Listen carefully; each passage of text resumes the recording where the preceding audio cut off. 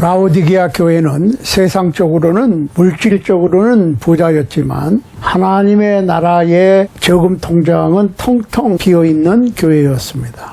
육적으로는 풍성하고 부유한데 영적으로는 메말랐다고 하는 뜻입니다. 그러시면서 처방을 내리신 게 불로 연단한 금을 사라. 연단한 금을 사라. 흰옷을 사라. 그 다음에 안약을 사서 발라라. 이런 것들을 누구한테 사라고요? 예수 그리스도한테.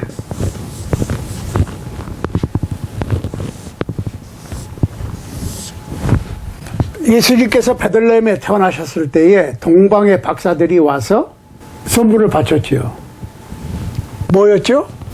유향과 몰약과 금이었죠. 이 금에 대해서. 자, 그런데 예수님께서 이 세상에 다시 오실 때 믿음을 보겠느냐. 이 믿음의 시련, 재련을 얘기하는 거예요. 금이 든 금광석을 용광로에 넣고 끓이면 불순물은 타버리고 금만 남어.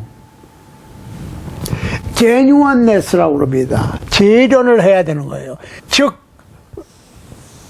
순금,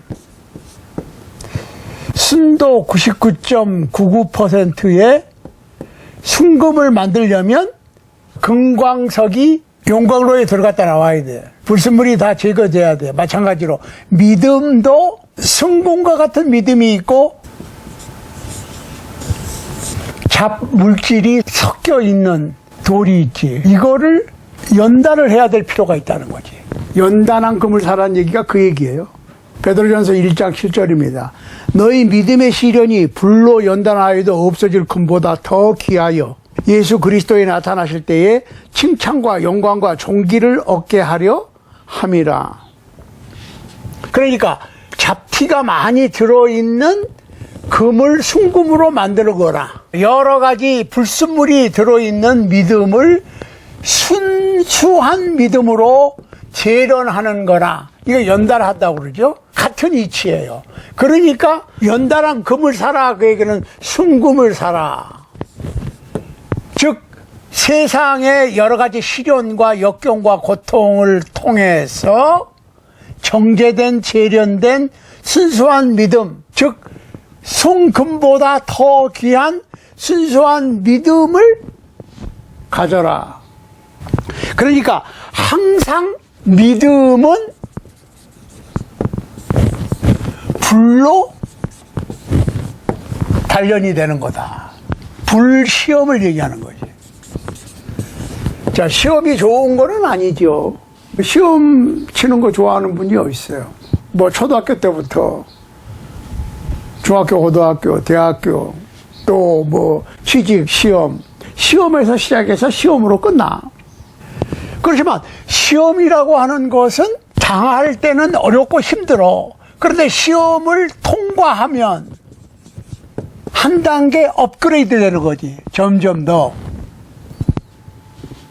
그러니까 어려운 시험일수록 더 큰 기쁨과 보람이 있는 거예요. 옛날에 우리는 중학교도 시험 쳐서 들어갔어요. 그러면 중학교 시험 치는 거하고 판검사 되는 고등고시 시험 치는 거하고 같습니까? 다르죠. 그러면은 더 크고 더 어려운 시험을 내가 당한다는 얘기는 내 실력이 그만큼 그 수준에 있다는 얘기지. 그러니까 주님께서 우리를 시험한다기보다는 우리가 우리의 desire, 욕망 때문에 시험을 받게 되는 거지. 내가 시험을 자초하는 거예요. 주님께서 나를 시험하신다기보다는 desire, 욕망, 열망이 없으면 시험 안 들죠. 아무것도 안 하면 시험 안 들어. 그렇지만 향상이 되질 않아. 시험을 통과해야 자꾸 그 다음 단계로 올라가는 거예요. 믿음도 마찬가지야. 그러니까 연단한 금이라고 하는 것은 자꾸 시련을 통해서, 시험을 통해서 그 시험을 통과해서 업그레이드 되는 거고 결국은 순금으로 되는 거예요. 그걸 아셔야 돼. 자, 고린도전서 3장 13절에 보면 각각 공력이 나타날 터인데 그날의 공력을 밝히리니 이는 불로 나타내고 그 불이 각 사람의 공력이 어떠한 것을 시험할 것임이니라. 테스트를 해야 돼. 테스트는 불로 하는 거야. 공력이 없어지면 상이 없고 공력이 남아있으면 상이 있는 거야. 그러면 다 같이 학교를 졸업을 해도 대통령상, 대통령 표창을 받은 학생이나 그냥 졸업장만 하나 달랑 받은 학생이나 같은 건 아니죠. 그래서 하시면 돼. 그러니까 라오디게아 교회를 향해서 가난하다고 하는 얘기는 연단한 금이 없다. 즉 믿음이 없다는 거지. 믿음.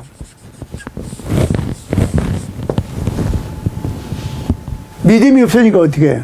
조금만 어려운 일이 있어도 크게 실망하게 되고 생각보다 더 많은 고통을 얻게 되는 거예요. 그러니까 현대인들이 물질적으로 육적으로는 평안하고 아주 좋은 부유한 삶을 사는데 영적으로는 가난해졌다는 얘기는 믿음이 없어. 조그만한 시험이 닥쳐도 이겨내지를 못해. 그러니까 연단한 금, 순금과 같은 재련된, 실현된 믿음을 가져라. 그 얘기죠. 너희의 믿음의 시련이 인내를 만들어내는 줄을 알지 못하느냐. 시험이 인내를, 인내가 소망을 만들어내는 거야. 이게 중요한 거예요. 그러니까 우리가 여러 가지 시험을 만나면 어떻게 하라고요? 기뻐하라. 시험을 당할 때는 힘들지만 시험을 통과하고 나면 더 강해지는 거예요. 그러한 재련된, 실현된, 연단한 금과 같은 믿음이 필요한 거예요. 예수님께서 오실 때도 우리가 금을 바쳐야 되는데 그 금은 순금보다 더 값진 이 세상의 모든 시련과 역경과 고통과 근심과 괴로움을 이겨낸 믿음을 주님께 바치는 거야. 그 믿음을 다시 오실 예수님께서는 원하시는 거다 그 말입니다. 자, 두 번째, 흰옷을 사라 그랬어요. 자, 여기서 옷이라고 하는 것이 뭐냐? 우리가 벌거벗은 것을 가리기 위해서 옷이 필요하지. 계시록 19장 8절에 보면 이 흰옷은, 계시록에서 흰옷은 성도들의 바른 행실이다, 옳은 행실이다 그랬어요. 그에게 허락하사 빛나고 깨끗한 세마포를 입게 하셨은즉 이 세마포는 성도들의 옳은 행실이니라. The righteous acts of the saints 그랬습니다. 흰옷이 있어야 돼. 그 얘기는 뭐냐면 옳은 행실.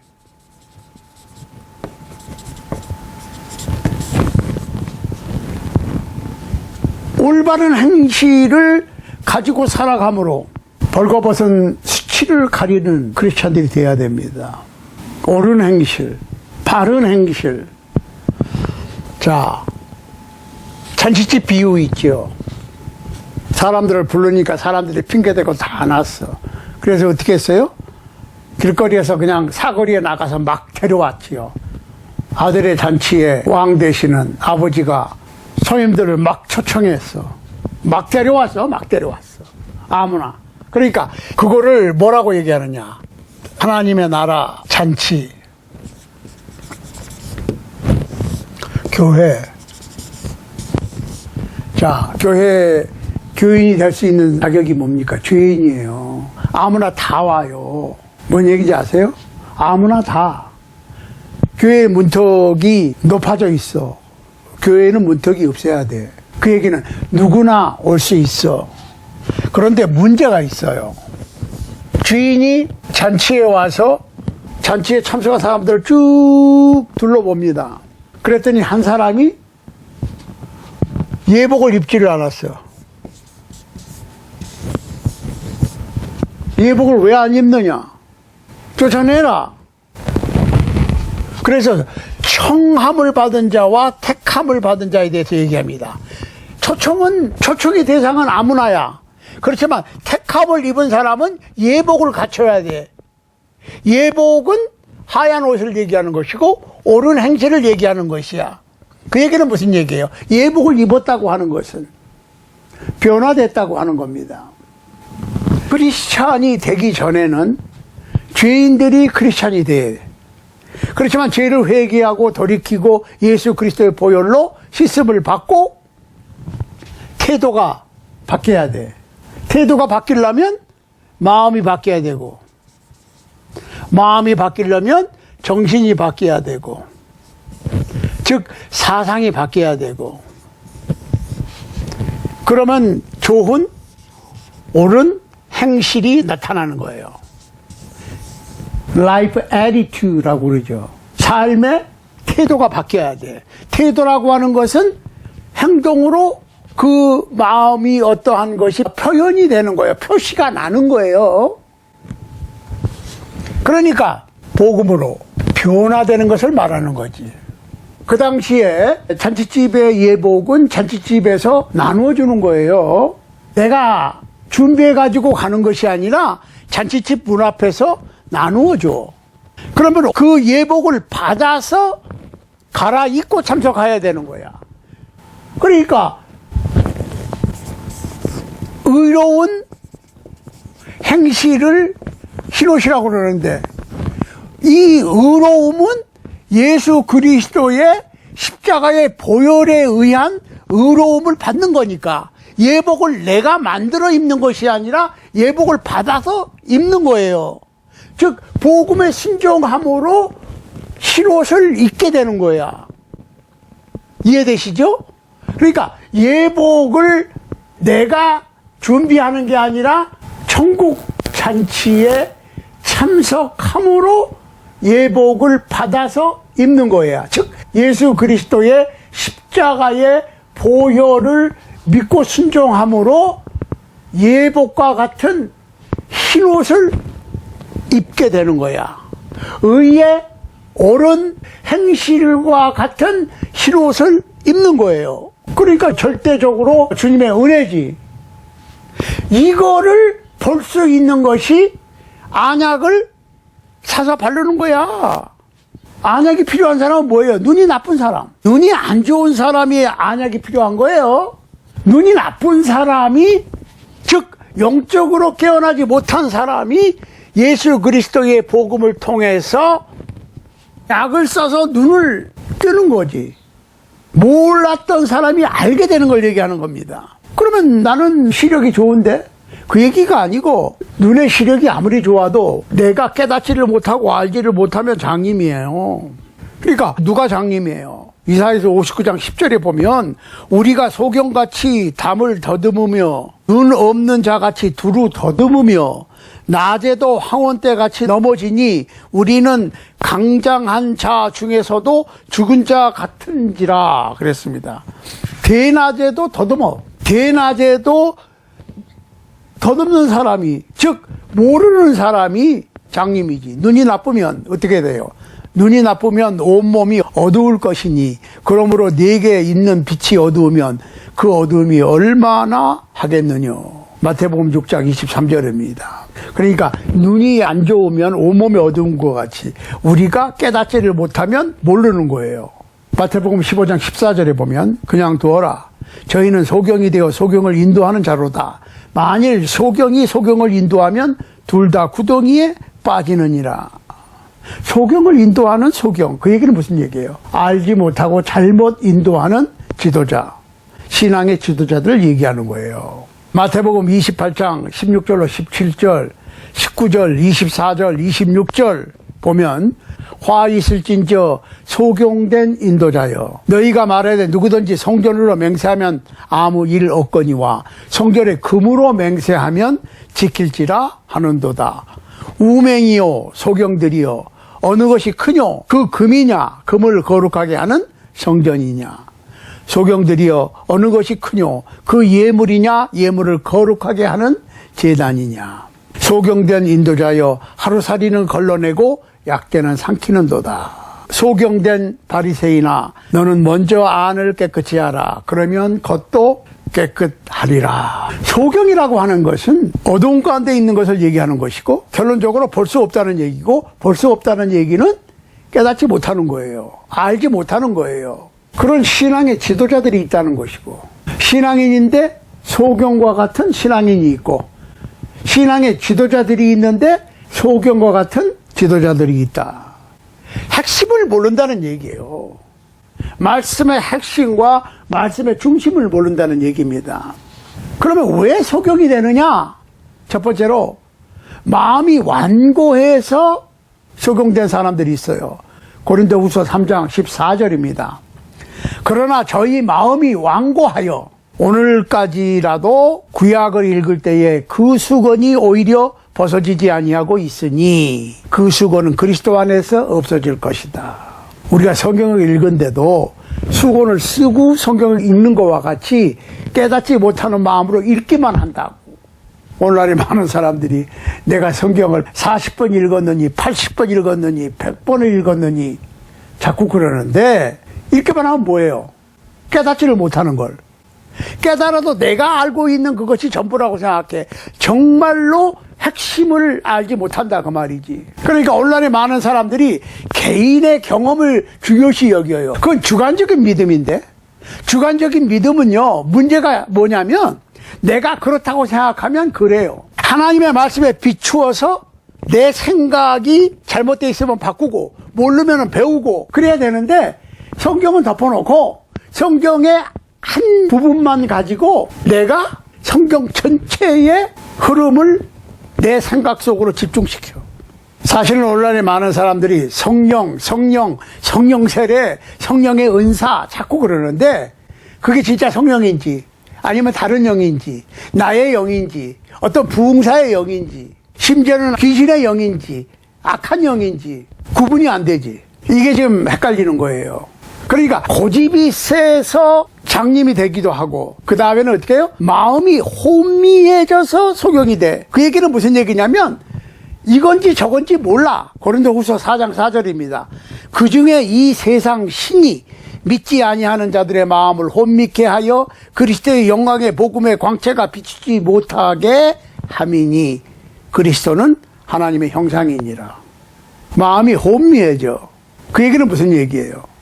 제대로 볼 수가 없다는 얘기지. 왜? 세상 신이.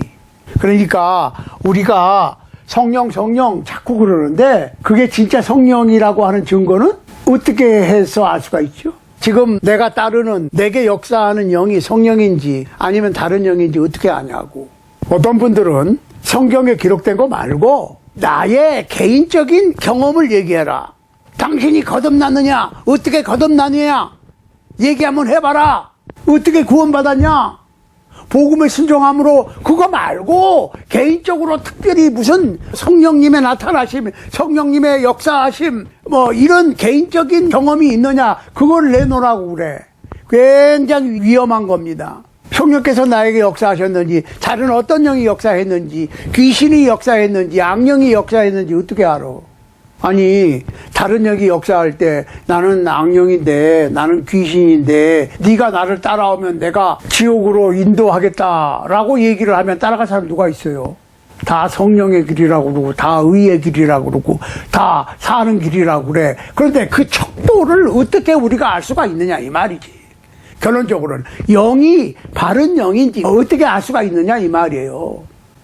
요한복음 6장 63절 살리는 것은 영이니 육은 무익하니라. 내가 너희에게 이른 말이 영이요 생명이라. 말씀에 비춰서 맞으면 성령이고 말씀에 비춰서 맞지 않으면 성령이 아니라니까요. 어떤 부흥사들의 영이 될 수 있고 귀신의 영이 될 수도 있고 심지어는 악령이 될 수도 있어. 영분별이라고 하는 것은 은사로서의 영분별은 척 들으면 알았어요. 그렇게 흉내를 내시는 분들이 가끔 있어. 천만의 말씀. 내가 생각하고 있는 판단의 기준이 다르면 달라져. 그럼 기준을 내 생각에 두는 게 아니고 말씀에 둬야 돼. 말씀에 둔다고 그러면서 말씀의 어떤 부분만 가지고 판단을 한다고. 내 판단으로. No.